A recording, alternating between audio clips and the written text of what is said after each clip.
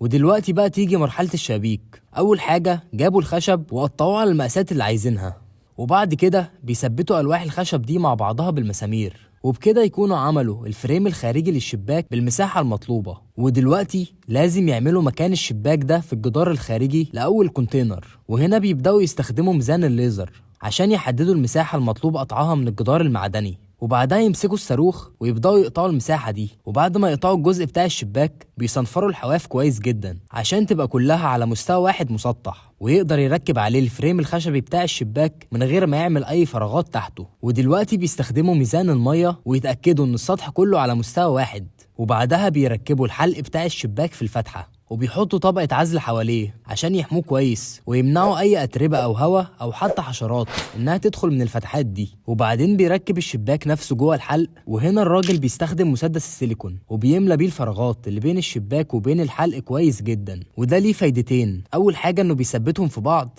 وفي نفس الوقت بيكون عازل ومانع للتسريب. وبعدين عمل نفس القصة دي بكل خطواتها مع كل الشبابيك، وعمل شباك رئيسي أو بلكونة وركب فيهم أبواب إزاز جرارة. ودلوقتي بقى نيجي لمرحلة السقف.